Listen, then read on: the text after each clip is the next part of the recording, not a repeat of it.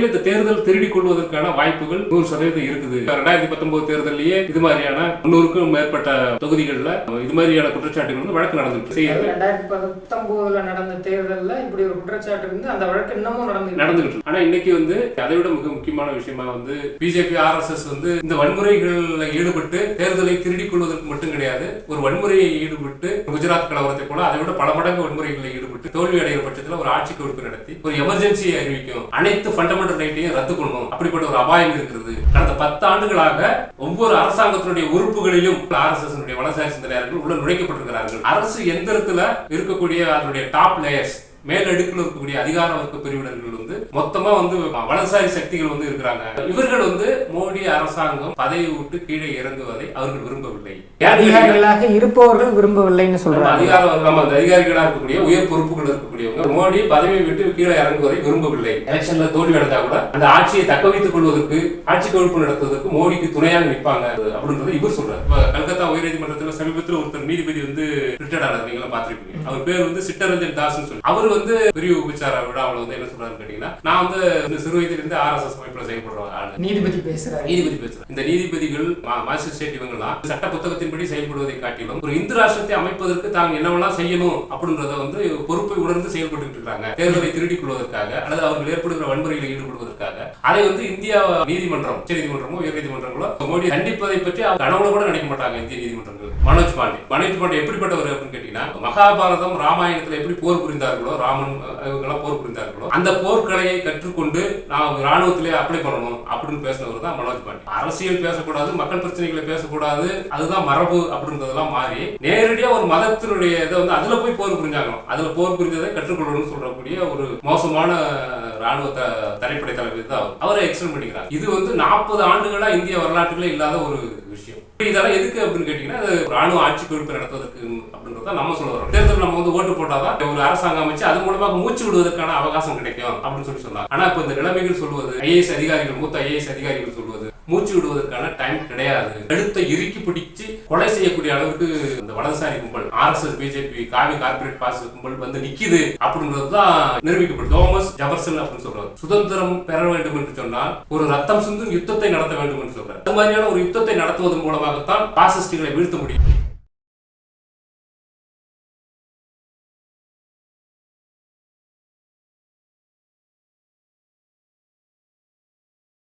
செங்கனல் பார்வையாளர்களுக்கு வணக்கம்.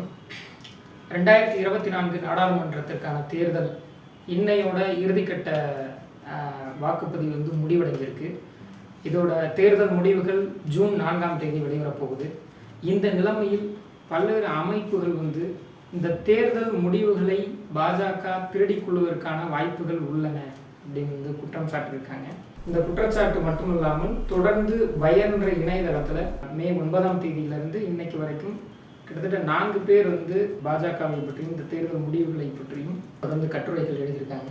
அப்போ இதை பற்றியெல்லாம் உரையாடுவதற்காக புரட்சிகர மக்கள் அதிகாரம் அமைப்பின் பொதுச் செயலாளர் தோழர் முத்துக்குமார் அவர்களை வந்து நம்ம உரையாடப்போம். அப்போ பார்ப்போம். வணக்கம் தோழர். தோழர், இப்போ இந்த தேர்தல் முடிவுகளை திருடிக் கொள்வதற்கான வாய்ப்பு வந்து பல்வேறு அமைப்புகள் வந்து பேசிக்கிட்டு இருக்காங்க.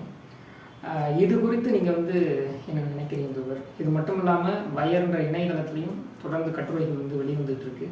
இதை பற்றி உங்கள் கருத்து என்ன? இப்போது தேர்தலை திருடிக் கொள்வதற்கான வாய்ப்புகள் இருக்குது அப்படின்னு சொல்லி பல்வேறு அமைப்புகள் பேச தொடங்கியிருக்கிறாங்க. முன்னாடி இல்லாத அளவுக்கு பேச தொடங்கியிருக்கிறாங்க சில அமைப்புகள். அது வந்து உண்மையானது தான். ஏன்னு கேட்டிங்கன்னா, தேர்தல் ஆணையமே வந்து பிஜேபியினுடைய பெற்றெடுத்த குழந்தை தான் அது. அந்த வகையில் அதுக்கான வேலைகளை செஞ்சுட்டு இருக்குன்றது தான் அப்போயிலிருந்தே தேர்தல் தொடக்கத்திலிருந்து அதுக்கு முன்னாடி எலெக்ஷன் கமிஷன் வந்து ஃபார்ம் பண்ணத்திலிருந்தும் அது நடந்துகிட்டு இருக்குது. அந்த வகையில் குறிப்பாக குற்றச்சாட்டு என்னென்னு கேட்டிங்கன்னா, ஏப்ரல் 19ஆம் தேதி தேர்தல் முதற்கட்ட தேர்தல் முடிஞ்சு அது தேர்தல் வெளியிட்ட பிறகு அதுக்கான புள்ளி விவரங்கள் வெளியிட்ட பிறகு 11 நாள் கழித்து மீண்டும் வந்து டேட்டா வெளியிடுறாங்க. அப்போ வந்து 1,07,00,000 ஓட்டுகள் வந்து வேறுபாடு. அதுவே வந்து என்னென்னு கேட்டிங்கன்னா, அதுக்கான விளக்கம் இன்று வரைக்கும் கொடுக்கல. அது மாதிரி 17 CA வந்து வெளியிடணும், விவிபேட்டினுடைய அந்த ஸ்லிப்புகள் எல்லாத்தையும் 100% என்னன்னு சொல்லி வழக்கு போட்டதில் அது வழக்கு போட்டவர்களே வந்து ஜனநாயகத்துக்கு விரோதமானவர்கள் அப்படின்னு சொல்லி அவங்க மேலே குற்றச்சாட்டு சொல்லி இவங்க ஜனநாயக விரோதிகள், இவங்க மக்கள்கிட்ட ஜனநாயகத்து இன்மை பற்றி ஒரு தப்பான அபிப்பிராயத்தை ஏற்படுத்துகிறாங்க அப்படின்னு சொல்லி குற்றச்சாட்டை வந்து எலெக்ஷன் கமிஷன் போட்டுச்சு. அந்த அடிப்படையில் அந்த அந்த வகையில் இந்த தேர்தல் திருடிக் கொள்வதற்கான வாய்ப்புகள் 100% இருக்குது அப்படின்றது தான் விஷயம். இது ஏற்கனவே 2019 தேர்தலையே இது மாதிரியான குற்றச்சாட்டுகள் நடந்து இது மாதிரி கிட்டத்தட்ட 300க்கும் மேற்பட்ட தொகுதிகளில் இது மாதிரியான குற்றச்சாட்டுகள் வந்து வழக்கு நடந்துகிட்டு இருக்கு. ஆக இந்த இதை வந்து பிஜேபி திட்டமிட்டு இதை செய்யறது. 2019 நடந்த தேர்தலில் இப்படி ஒரு குற்றச்சாட்டு இருந்து அந்த வழக்கு இன்னமும் நடந்துகிட்டு இருக்கு. அப்போ வந்து இது வந்து தேர்தலை திருடிக் கொள்வதற்கு அது பிஜேபி தன்னால் நியமிக்கப்பட்ட தேர்தல் ஆணையம் அது அதில் நல்லா ட்ரெயின்ட் ஆயிடுது அப்படின்றது தான் விஷயம். அப்போ அதுக்கு எதிராக போராடுவது அப்படின்றது சரி. ஆனால் இன்னைக்கு வந்து மிக முக்கியமான விஷயம், அதை விட மிக முக்கியமான விஷயமா வந்து பல எழுத்தாளர்கள் வந்து இப்போ நீங்கள் ஏற்கனவே சொன்னது மாதிரி பல எழுத்தாளர்கள் பல கட்டுரையாளர்கள் உயரில் வந்து இது எழுதியிருக்கிறாங்கன்னு சொன்னீங்க. குறிப்பாக முதல்ல வந்து மே 9ஆம் தேதி வந்து இப்போ பரகல பிரபாகர் நிர்மலா சீதாராமனுடைய கணவர் வந்து மிகப்பெரிய பொருளாதார நிபுணர், அவர் மிகப்பெரிய எழுத்தாளர். அவர் வந்து என்ன அவர் ஒரு முதல்ல ஒரு கட்டுரை எழுதுகிறார். அதாவது வந்து civil society emerges as quiet but formidable challenger to Modi government in 2024 election அப்படின்னு சொல்லி ஒரு கட்டுரை வந்து எழுதினார். அதில் வந்து அது பெரிய அளவில் பரபரப்பாக வந்து பேசப்பட்டுச்சு. அதுதான் முதல்ல வந்து தேர்தலை மோடி அரசாங்கம் திருடிக் கொள்ளும். அது மட்டும் இல்லை, அது வந்து தோல்வி அடைகிற பட்சத்தில் பிஜேபி அரசாங்கம் தோல்வி அடைகிற பட்சத்தில் பதவியை விட்டு கீழே இறங்காது, அதற்கு எதிராக மக்கள் வீதியில் இறங்கி போராடணும், வேட்டியை முடிச்சு கொடுத்துக்கிட்டு போராடணும் அப்படின்னு சொல்லி அவர் வந்து சொல்கிறார். அப்படி சொன்னது அப்படின்றது வந்து மிக முக்கியமான ஒரு விஷயம். அதில் குறிப்பாக எதிர்கட்சிகள் வந்து தயார் இல்லாமல் இருக்கிறாங்க.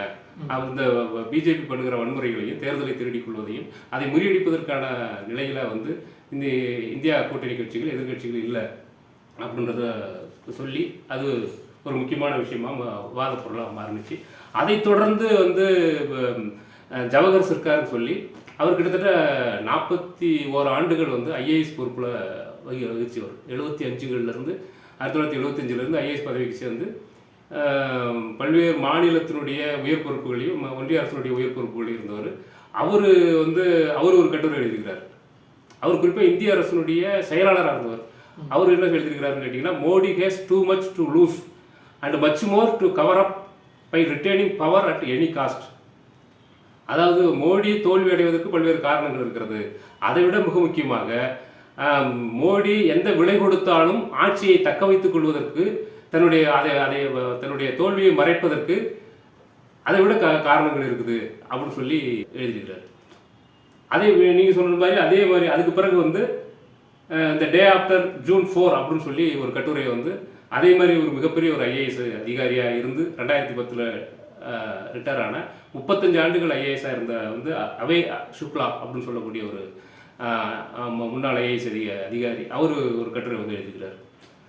அதே போல இன்னொருத்தர் வந்து ஒரு மிகப்பெரிய எழுத்தாளர், அவர் வந்து சொல்லிக்கிறார், ஆனந்த் கே ஷகாய் சொல்லி ஒரு எழுத்தாளர், பிரபலமான எழுத்தாளர். அவர் சொல்றாரு, should BJP face defeat in Lok Sabha transfer of power அப்படின்ற தலைப்பில் அவர் அமைதியான வழியில் வந்து பிஜேபி தோல்வியை ஒத்துக்கொள்ளுமா அல்லது நாம் பீஸ்ஃபுல் அமைதியான முறையில் ட்ரான்ஸ்ஃபர் ஆஃப் பவர் வந்து நடக்குமா, அதிகார மாற்றம் நடக்குமா அப்படின்னு தலைப்பில் அவர் எழுதுகிறார். இப்படி ஒரு கிட்டத்தட்ட ஒரு 10-14 நாட்களில் இது மாதிரி பிரபலமான ஐஏஎஸ் அதிகாரிகள், மிகப்பெரிய எழுத்தாளர்கள், பொருளாதார நிபுணர்கள் இப்படி எழுதியிருக்கிறாங்க.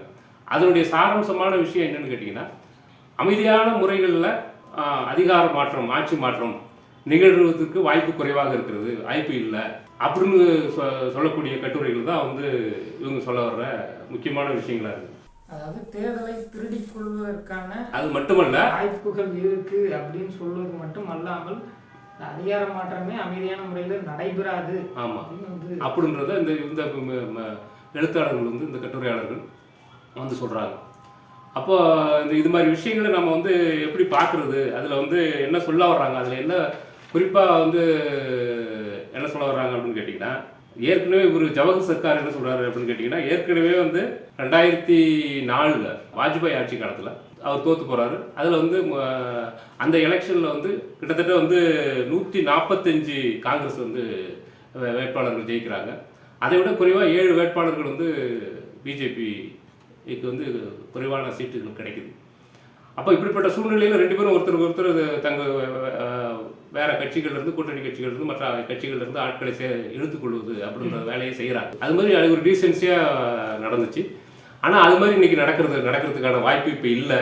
அந்த காலம் வேற, இந்த காலம் வேற. அன்னைக்கு இருந்த வாஜ்பாயினுடைய நிலைமை வேறு, மோடியினுடைய நிலைமை இன்னைக்கு இருக்கிற மோடி வேறு அப்படின்ற இதை வந்து அவர் சொல்றாரு. அப்போ அந்த வகையில் கிட்டத்தட்ட வந்து இந்த தேர்தலையும் சரி ஒரு 50-60 சீட்டு வந்து தனிப்பெரும்பான்மை அடைய முடியாத அளவுக்கு குறைவாக கிடைக்குது, பிஜேபிக்கு கிடைக்குது அப்படின்ற பட்சம் மோடி அரசு பிஜேபி அரசு குதிரைப்பறத்துலையும் அப்படின்னு சொல்லி அவர் ஜவஹர் சர்க்கார் வந்து சொல்றாரு. குறிப்பாக அவர் என்ன சொல்றாருன்னு கேட்டீங்கன்னா, கடந்த there are nearly 9 instances in last 5 years when even comfortable majority led state governments were felled by engineered split and defections அப்படின்னு சொல்றாரு. அதாவது வந்து என்னன்னு கேட்டீங்கன்னா, நல்லா வலுவாக இருக்கக்கூடிய அதிகபட்ச எண்ணிக்கையில் வந்து ஆட்சி அமைத்திருக்கிற மாநிலங்களில் ஆட்சி அமைத்திருக்கக்கூடிய மாநிலங்களில் கூட பல்வேறு கட்சிகள் அமைத்திருக்கிற, இப்போ காங்கிரஸ் அமைத்திருக்குது, அதே மாதிரி அசாமில் அமைச்சிருந்துச்சு, அது மாதிரி கர்நாடகாவில் காங்கிரஸ் இருந்துச்சு, மகாராஷ்டிராவில் கூட்டணி அமைச்சு வெற்றி பெற்றிருந்தாங்க. அங்கே வந்து அந்த இதை வந்து உடைக்கிற வேலையை வந்து செஞ்சிச்சு. இப்படி நாடு முழுக்க 9 உதாரணங்கள் இருக்குது அப்படின்னு சொல்லி பட்டியலிடுறாரு. இது எல்லாத்தையும் எந்த இதை பயன்படுத்தி செய்கிறாங்க அப்படின்னு கேட்டிங்கன்னா, இப்போ எலெக்ஷன் இடியை பயன்படுத்தி செய்கிறாங்க அப்படின்றது தான். இடியினுடைய கன்விக்ஷன் ரேட்டு வந்து அதுக்கு தண்டனை கொடுத்தது வந்து வெறும் 0.3% தான். ஆனாலும் திரும்ப திரும்ப இடியை பயன்படுத்தி கொண்டு எதிர்கட்சிகளை விலைக்கு வாங்குறது, எதிர்கட்சிகளை மிரட்டுவது, குதிரை பற செய்வது, இப்படிப்பட்ட வேலைகளை, அதாவது ஊழல் ஒழிப்பு அப்படின்ற பேரில் பிஜேபி வந்து செஞ்சுட்டு இருக்குது. அதை மீண்டும் செய்யும் அப்படின்றது தான் அவர் சொல்ல வர்ற முக்கியமான விஷயம். இது ஒரு சீனரியோ, இது ஒரு நிலைமை.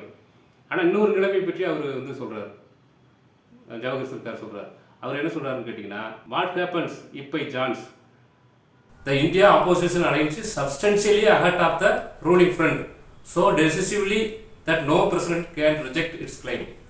அதாவது எந்த பிரசிடென்ட்டோ இந்தியா கூட்டணியினுடைய வெற்றியை தடுக்க முடியாத அளவுக்கு அதிகபட்சமான தனிப்பெரும்பான்மையோடு இருப்பது மட்டும் இல்லாமல் இன்னும் கூடுதலான எண்ணிக்கையில் வந்து பிஜேபி இந்தியா கூட்டணி வெற்றி பெற்றால் அப்போ வந்து அது என்ன நடக்கும் அப்படின்றத பற்றி பேசுகிறாரு அவர். அதாவது என்னன்னு கேட்டிங்கன்னா, அப்போது தான் வந்து பிஜேபி வந்து தன்னுடைய தோல்வியை ஒத்துக்கொண்டு பதவியை விட்டு அமைதியான வழியிலே செல்லாது அப்படின்னு நம்ம வந்து கற்பனை பண்ணவே முடியாது. அது வந்து வன்முறையில் இறங்குவதற்கு வாய்ப்பு இருக்குது. அது வந்து ஒரு தின் பாசிபிலிட்டி அப்படின்னு சொல்றாரு. அப்படி இருந்தாலும் கூட அதாவது very thin possibility like this அப்படின்னு சொல்றாரு. இதை போல ஒரு சின்ன வாய்ப்பாக இருந்தாலும் கூட, அப்போ பாசிபிலிட்டியாக இருந்தால் கூட அதையும் நாம் பரிசீலிக்கணும், டிஸ்கஸ் பண்ணணும், அதை பற்றி நம்ம வந்து இது பண்ணணும் அப்படின்னு சொல்லி அதான் சொல்றாரு. குறிப்பாக வந்து கேட்டிங்கன்னா, அதுக்கு என்ன சொல்றாரு அப்படின்னு கேட்டிங்கன்னா, he has too much to lose and much more to cover up by retaining power at any cost. எந்த விலை கொடுத்தாலும் பிஜேபி தன்னுடைய தோல்வியை பதவி விட்டு கீழே இறங்காத அளவிற்கு மறைப்பதற்கான இது இருக்குது. தோல்வி அடைவதற்கு பல காரணங்கள் இருக்குது. அதை விட கூடுதலாக இந்த அதிகாரத்தை மீண்டும் தக்க வைத்துக் கொள்வதற்கு, பதவியிலே ஒட்டி கொள்வதற்கு, அதை தன்னுடைய தோல்வியை மறைப்பதற்கு இன்னும் கூடுதலான காரணங்கள் இருக்குது அப்படின்னு சொல்லி சொல்றாரு. அதை தான் சொல்றாரு. அது வந்து குறிப்பாக 1 by 1 சொல்றாரு.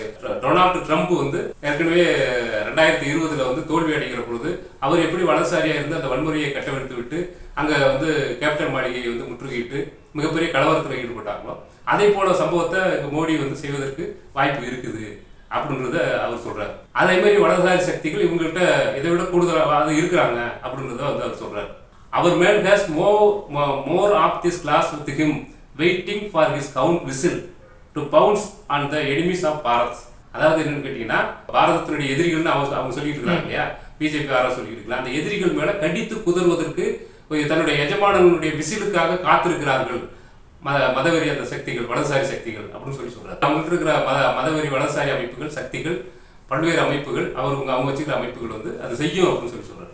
அப்போ இதில் இன்னும் கூடுதலாக என்ன சொல்றாருன்னு கேட்டீங்கன்னா, அமெரிக்காவில் வந்து இருக்கக்கூடிய மிகப்பெரிய ஜனநாயக நாடுன்னு சொல்லக்கூடிய அந்த நாட்டில் இருக்கக்கூடிய சுப்ரீம் கோர்ட்டே செய்யாத போது இந்தியாவில் இருக்கக்கூடிய நீதிமன்றங்கள் அதை கற்பனை கூட செய்து பார்க்க முடியாது.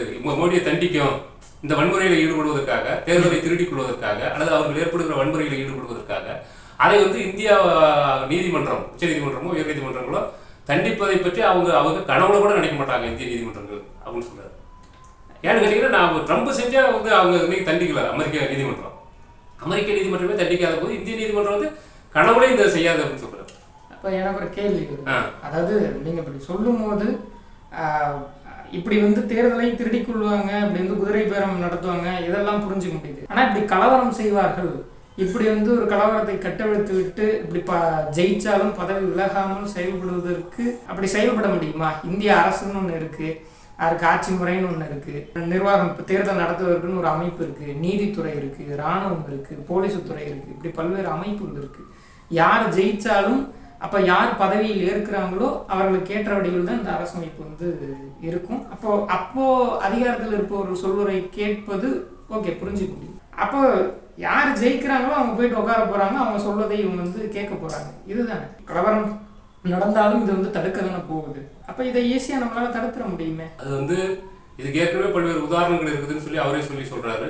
இப்போ நம்மளும் ஏற்கனவே பல விஷயங்களை பேசிக்கிறோம். ஆனால் அவருடைய வார்த்தைகள்லேருந்து நம்ம வந்து பேசணும்னு சொன்னால் அவர் என்ன சொல்கிறாரு அப்படின்னு, இவர் ஃபஸ்ட்டு இவர் வந்து இந்திய அரசனுடைய செயலாளராக இருந்தவர்.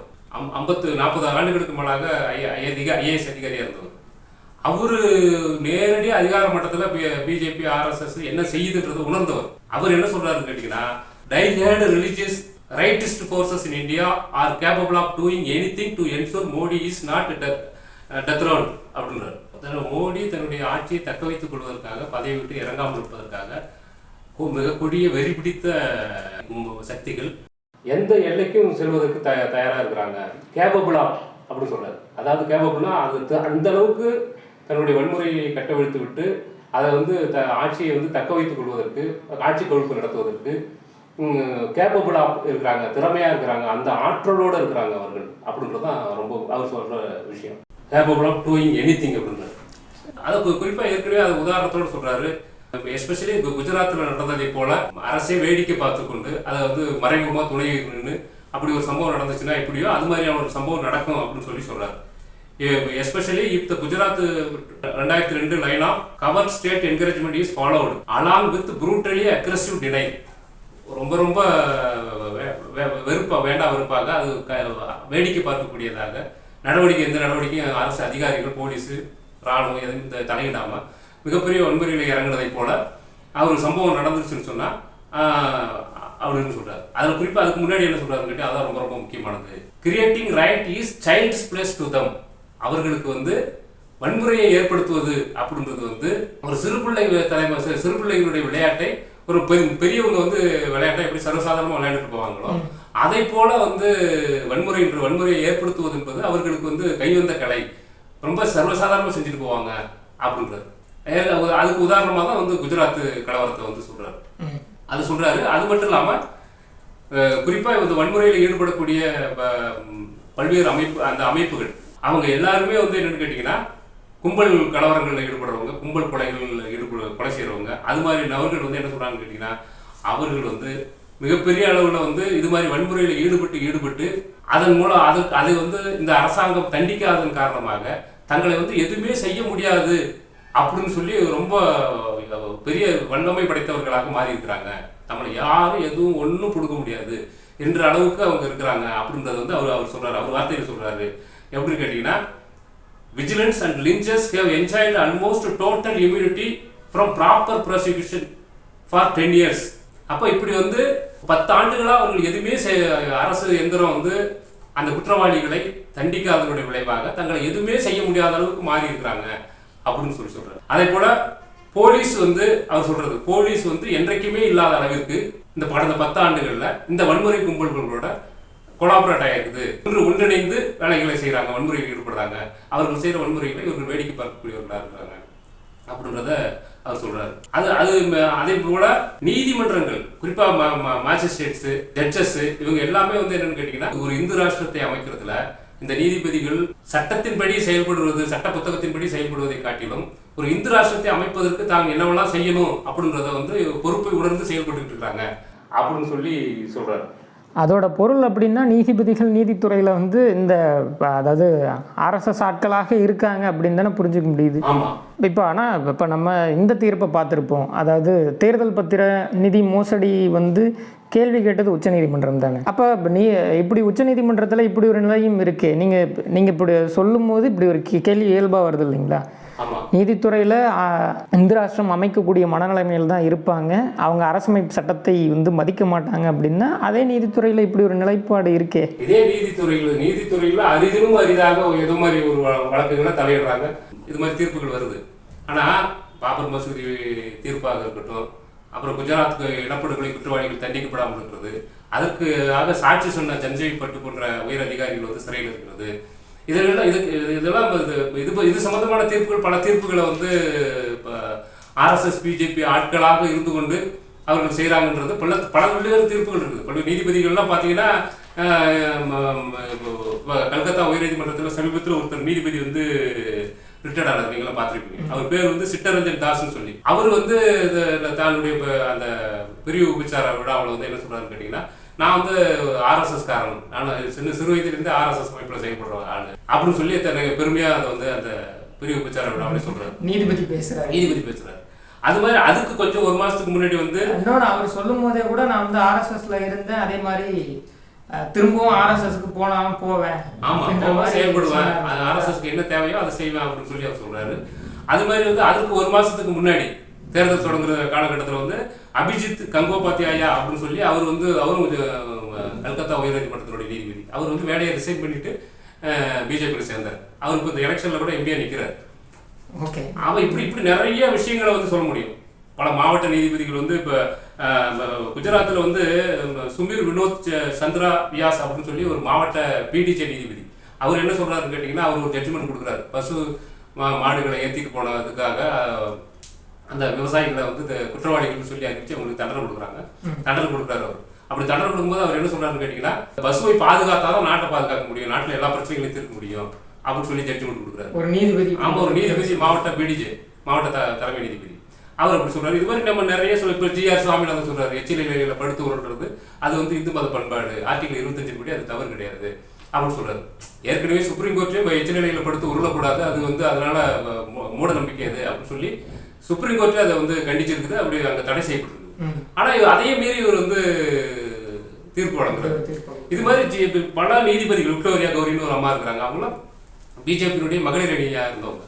அது மாதிரி வந்து இப்போ நீதிபதி சதாசிவம், அது மாதிரி ஆட்கள், நீதிபதி அனிதா சுமந்த் வந்து ஒரு ஜட்ஜ்மெண்ட் கொடுத்தாங்க, சனாதன தீர்ப்பு, இவர் உதயநிதி ஸ்டாலின் சனாதன தீர்ப்பு அது வந்து தவறானது, சனாதனம் வேற வர்ணாசிரமம் வேற, இதுக்கு சம்மந்தம் கிடையாது அப்படின்னு சொல்லி ஒரு ஜட்ஜ்மெண்ட் கொடுக்குறாங்க. இப்படி ஏற்கனவே நிரூபிக்கப்பட்ட பல்வேறு விஷயங்களை, மூட நம்பிக்கையான பிற்போக்கான மத சார்புடைய தீர்ப்புகளை பல பேர் வழங்கிட்டு இருக்கிறாங்க. இப்படி எண்ணற்றவர்கள் இருக்கிறாங்க. எவ்வளவு பேர் இப்போ வந்து வெளியில வந்து சொல்றாங்க, பிரிவு உபச்சாரங்களோட நான் இது நாள் வரைக்கும் ஆர்எஸ்எஸ் உறுப்பினராக இருந்தது, இப்படி எவ்வளவு பேர் இருக்கிறாங்கன்றது பல பேர் சொல்றாங்க. இதான் அவர் சொல்றாரு. இவர் வந்து ஜவஹர் சர்க்கார் வந்து சொல்றாரு, பல நீதிபதிகள் இப்படி இருக்கிறாங்க அப்படின்னு சொல்றாரு. நாம சொல்லணும், அவர் சொல்றாரு. ஒரு 40 ஆண்டுகள் ஐஏஎஸ் இருந்தவர், பெரிய இந்திய அரசனுடைய செயலாளர் இருந்தவர் சொல்றாரு. அப்போ அது மாதிரி வந்து பாத்தீங்கன்னா இன்னும் முக்கியமான ஒரு விஷயத்த வந்து சொல்றாரு. அரசு எந்திரத்துல இருக்கக்கூடிய அதனுடைய டாப் லேயர்ஸ், மேலடுக்குல இருக்கக்கூடிய அதிகார வர்க்க பிரிவினர்கள் வந்து மொத்தமா வந்து வலதுசாரி சக்திகள் வந்து இருக்கிறாங்க அப்படின்னு சொல்லி சொல்றாரு. Let us also admit that the top layers of the bureaucracy are always with the government of the day. அரசாங்கம் என்ன விரும்புகிறதோ, பிஜேபி அரசாங்கம் என்ன விரும்புகிறதோ அதற்கு சேவை செய்யக்கூடிய ஆட்களாக அவர்கள் இருக்கிறாங்க அப்படின்றத வந்து சொல்லுது. மேலும் வந்து அவர்கள் வந்து இதுல வந்து எப்படி வந்து பிஜேபி அரசாங்கத்துக்கு, பிஜேபியினுடைய திட்டங்களுக்கு சேவை செய்யணும் அப்படின்றதுல நல்லா ட்ரெயின்ட் ஆனவங்க அப்படின்னு சொல்றாரு. அதே போல சொல்றாரு. அதாவது இப்படி இவர்கள் வந்து மோடி அரசாங்கம் பதவி விட்டு கீழே இறங்குவதை அவர்கள் விரும்பவில்லை.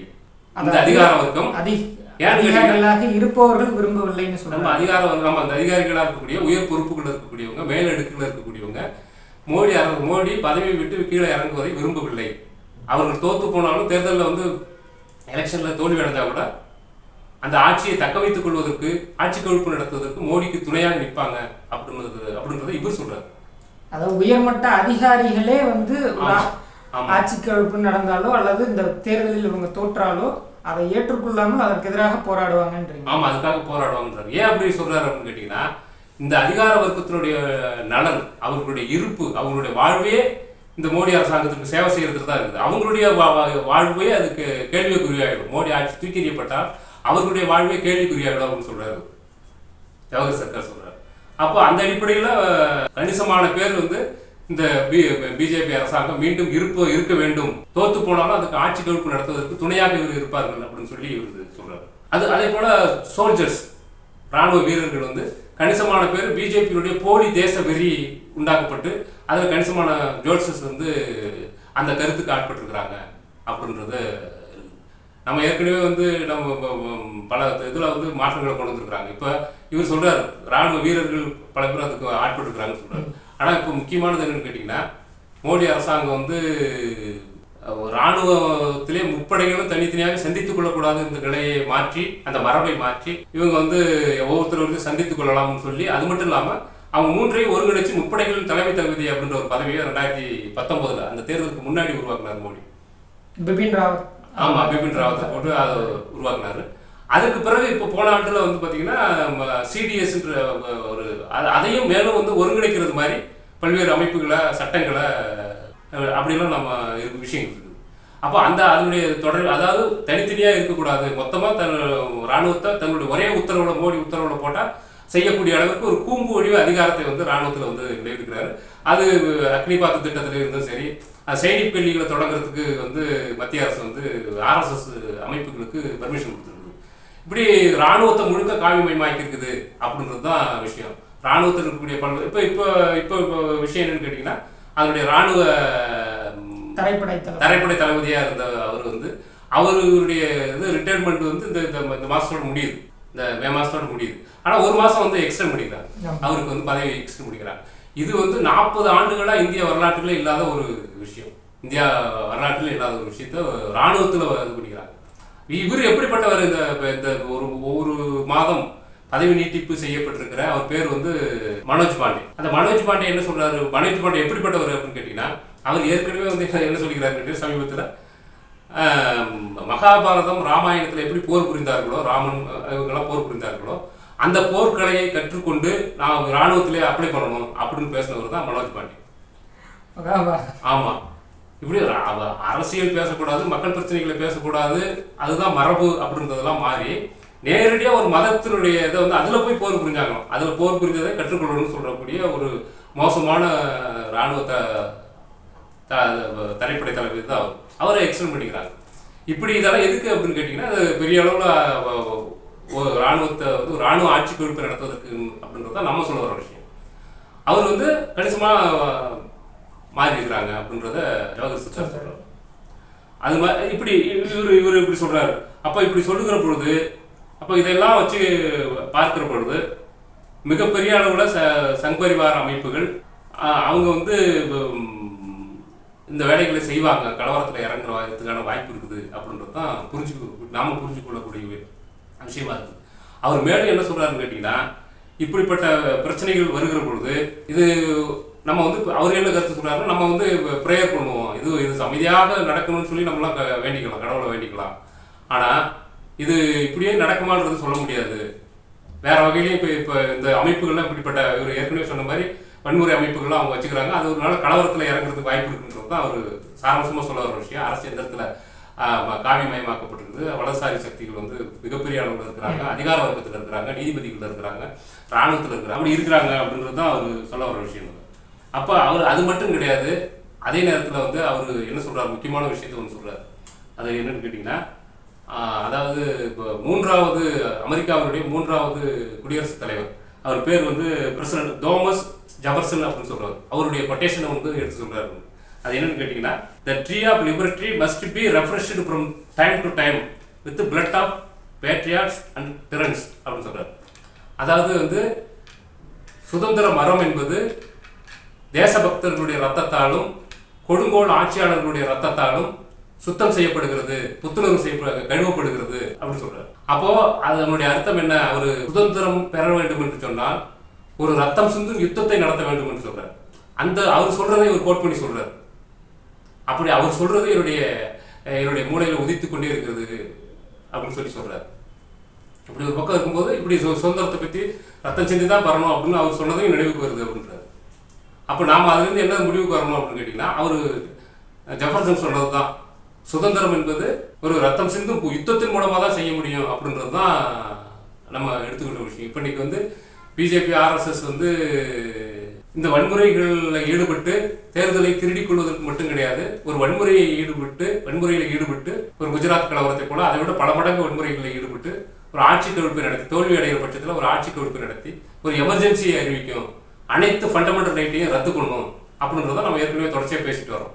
அந்த அபாயம் இருக்குன்றதான் இவர் சொல்ல வர கட்டுரைகளில் அப்படிப்பட்ட ஒரு அபாயம் இருக்கிறது அப்படின்றது தான் இவர் சொல்ல வர்ற விஷயத்தினுடைய சாராம்சமா நம்ம வந்து பார்க்க வேண்டிய விஷயமா இருக்கு. இதே போல 35 ஆண்டுகள் ஐஏஎஸ் அதிகாரியா இருந்தவர், மாநிலத்தையும் மத்தியிலையும் உயர் பதவிகள் இருந்தக்கூடிய அபய் சுக்லான்னு சொல்லக்கூடியவர், அவர் வந்து ஜனவரி 4க்கு பிறகு என்ன நடக்கும் அப்படின்றத வந்து ஏறக்குறைய இவர் சொன்ன விஷயங்களையே வந்து சொல்லி அதை வந்து சொல்றாரு. அவர் என்ன சொல்றாருன்னு கேட்டீங்கன்னா, இது மாதிரி ஒரு சூழ்நிலைகள் வருகிற பொழுது அந்த கணிசமான அளவுக்கு 30-40 சீட்டு வந்து குறைவாக எடுப்பாங்க.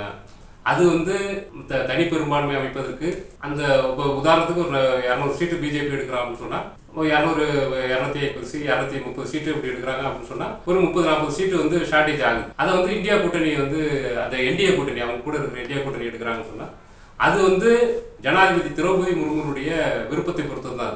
அவங்க வந்து சிங்கிள் லார்ஜஸ்ட் பார்ட்டி அப்படின்ற அடிப்படையில் தனிப்பெரும் கட்சி அப்படின்ற அடிப்படையில் யார் அதிக எண்ணிக்கையில் சீட்டு வாங்கியிருக்கிறாங்களோ அவங்கள வந்து ஆட்சி அமைப்பதற்கு கூப்பிடுவாங்க. அப்படிப்பட்ட சூழ்நிலையில் ஆட்சி அமைக்கிற சூழ்நிலையில் அவங்க கூட அந்த என்டிஏ கூட்டணியில் இருக்கக்கூடிய 30-40 சீட்டுகளை பெற்றவர்கள் இப்போதைக்கு ராமதாஸ் இருக்கலாம் அல்லது சிறுவன்மணி அகாலிதளம் இப்படி பல்வேறு அவங்க கூடிய அலைன்ஸில் இருக்கிறாங்க இல்லையா, அவங்க வந்து அவங்கள கூட போகிறதுக்கு பிஜேபி கூட சேர்ந்து ஆட்சி அமைப்பதற்கு வாய்ப்பு இருக்குது. ஆனால் அதே நேரத்தில் நிலைமை மாறுகிற பொழுது இந்தியா கூட்டணி வந்து பெரிய அளவில் வெற்றி பெறுகிற பொழுது இந்தியா கூட்டணி வந்து தனிப்பெரும்பான்மை மட்டும் இல்லாமல் கூடுதலான எண்ணிக்கையில் ஓட்டுகளை வாங்கி ஆட்சி அமைக்க முற்படுகிற பொழுது இந்த இந்தியா கூட்டணி என்டிஏ கூட்டணியில் இருக்கக்கூடிய அந்த 30-40 சீட்டுகளை உதாரணத்துக்கு பெற்ற அந்த நபர்கள் வந்து அப்படியே ஜம்பாயி வேற இடத்துக்கு மாறுவாங்க அப்படின்னு சொல்லிடுறாரு.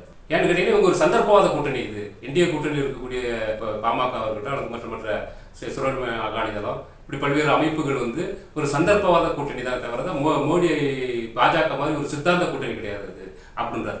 அவர் வார்த்தையில் என்ன சொல்றாரு அப்படின்னு கேட்டீங்கன்னா, conceptual not ideological allies of the BJP அப்படின்றார்.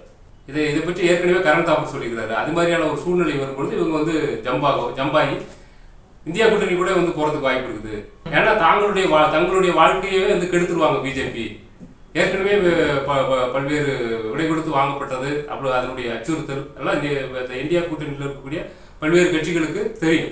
அதனால அவங்க வந்து ஷிஃப்ட் ஆகிறதுக்கு அப்படியே மாறத்துக்கு வாய்ப்பு இருக்குது அப்படின்றத அவர் சொல்றாரு. அப்ப இப்படிப்பட்ட சூழ்நிலையில பிஜேபி வந்து வன்முறையில இறங்குறதுக்கு வாய்ப்பு இருக்குது அப்படின்றத இவரும் சொல்ல வர்ற விஷயமா இருக்கு.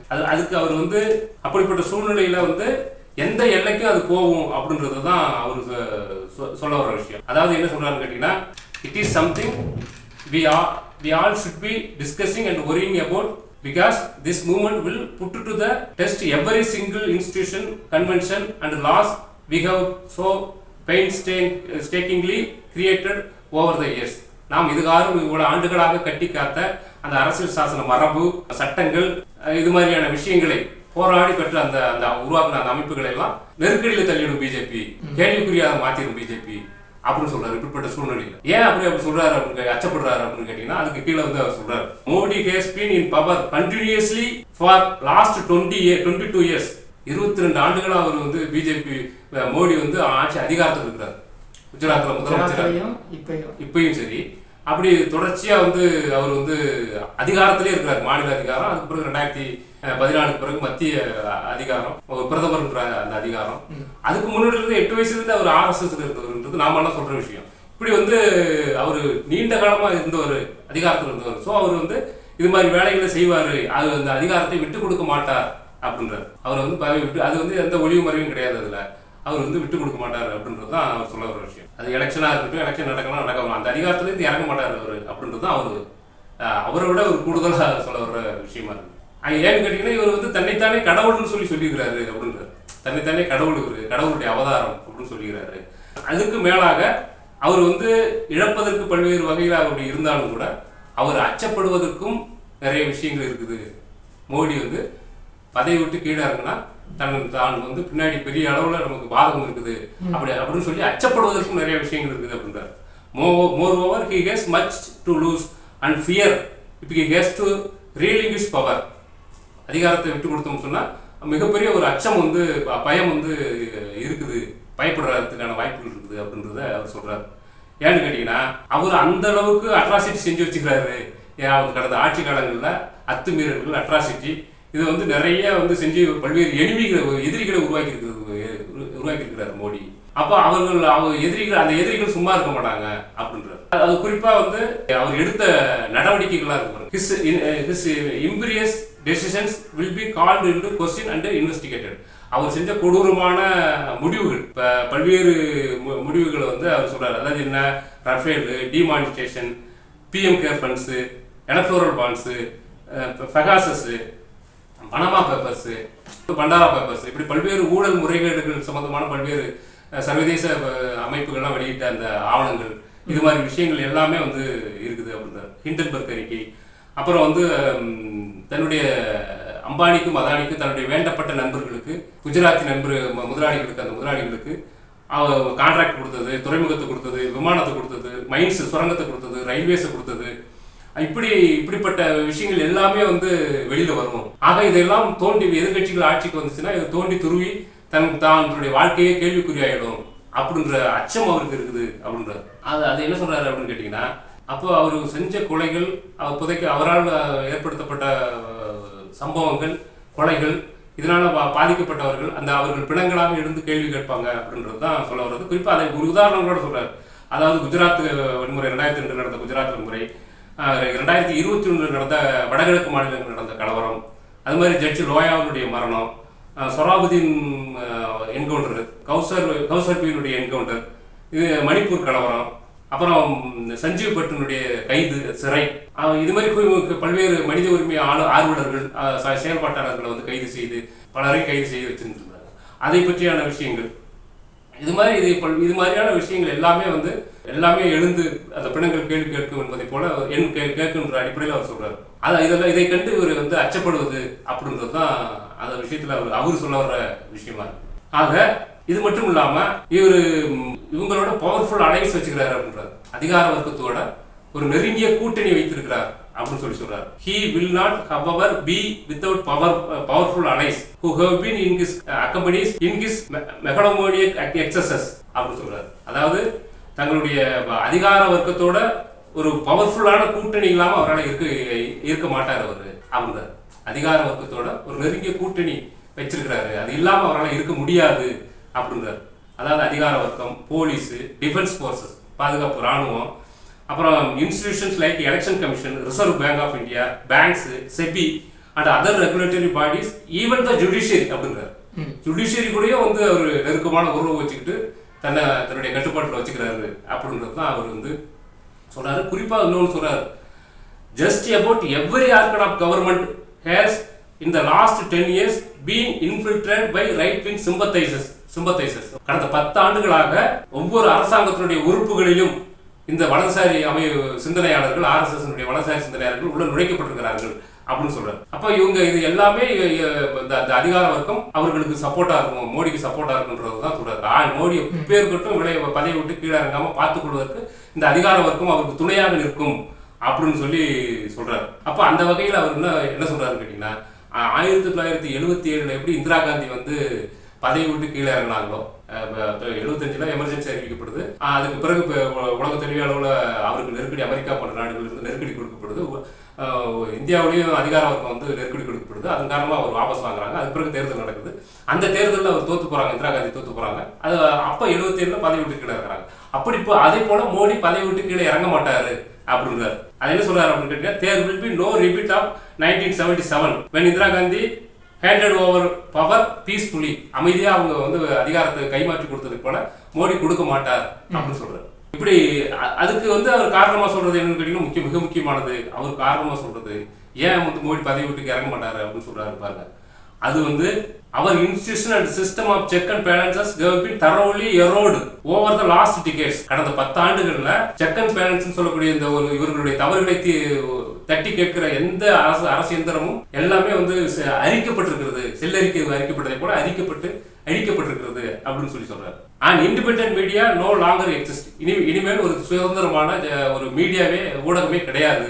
The character of our politician has plumbed unimagined depths அப்படின்றாரு.